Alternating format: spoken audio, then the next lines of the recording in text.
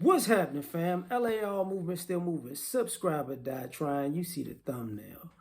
So what do you hear outside of the echo chamber? This is inspired by, my main man, king of the manosphere, O'Shea Duke Jackson.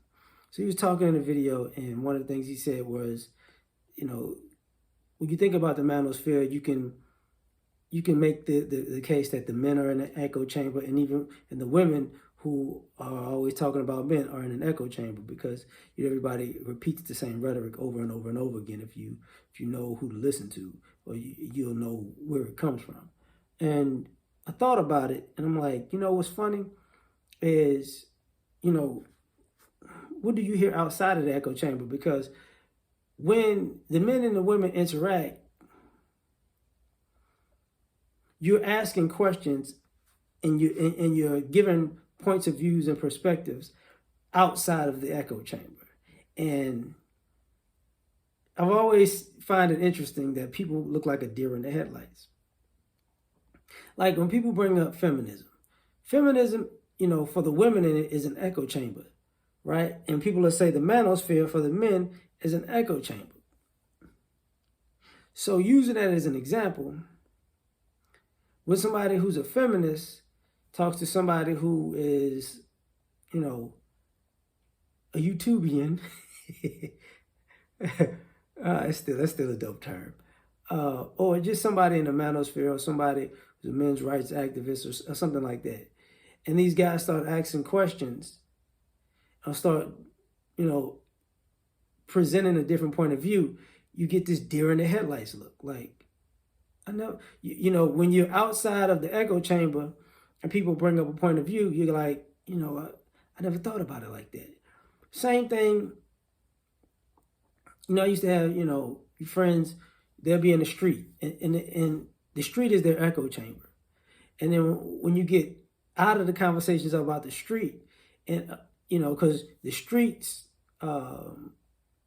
is also, it's a lifestyle in itself, but there's life lessons in it. So when you're not in the streets, and then you're given a different point of view about life and life lessons, that in situations that don't apply to the streets whatsoever, the person might be so far down a rabbit hole of the streets that well, I never thought about it like that. I never approached it like that. You ask questions like, I never been asked that question. You know what I mean? So sometimes the rhetoric is a comfort zone. It becomes a comfort zone.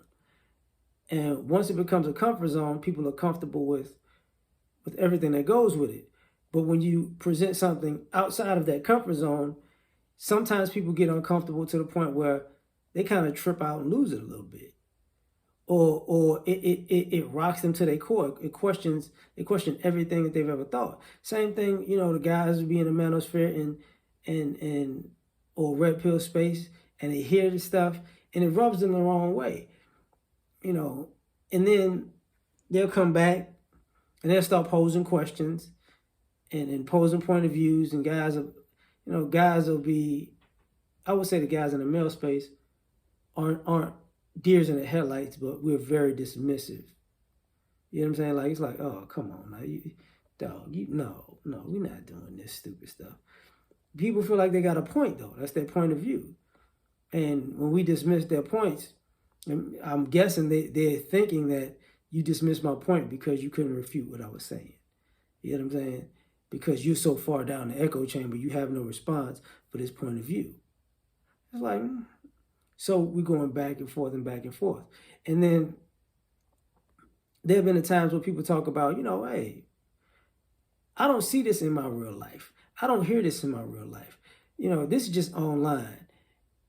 And then there are people like me who, I see this in my real life, and people talk to me about this stuff in my real life, these concepts in my real life, and these facts in my real life, and these experiences in my real life. So it looks like what people think is an echo chamber is just a microcosm of life put into topics and videos and podcasts. And you come to find out that at some point, some people don't like the echo chamber that they're in, because the things that don't make sense in that echo chamber, the people in that echo chamber don't have answers for. So that's why you see people who might be in one echo chamber go to the complete opposite end of the spectrum. That's how when you get, you know, liberals becoming conservatives and conservatives becoming liberals, because then things, you know, their ideology changes because they went too far. They didn't, they instead of self-correcting and putting themselves to the middle, they went to the other, I guess, extreme. And at some point they're going to self-correct and go center themselves, because, and people are viewing things as an echo chamber also. So sometimes, you know, facts, information, and truth is not an echo chamber, but it can be.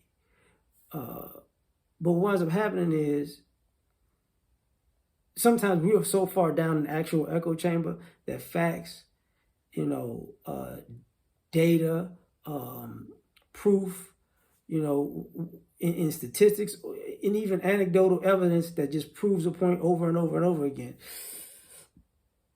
you can't hear it because it's outside of your echo chamber. That, you know, everything is an anomaly. It's a one-off. It's, oh, you know, that doesn't, just because it happened today doesn't mean it happened tomorrow. Oh, 2 days in a row is an anomaly. Oh, 3 days in a row. Then it becomes, you know, 247 out of 365 days out of the year, and you gotta. It was just bad. It was just one of them years. You know what I'm saying? So I had to talk with the hands at the end. But that's my thoughts on that. Like, when it comes to these echo chambers, what do you hear outside of it? You know, do they make sense outside of it? You know, do they make counterpoints outside of it? Does it make you rethink what you thought outside of it? Are you even listening to what's going on outside of it? So tell me what you think. Like, share, subscribe, or die trying as usual. Peace.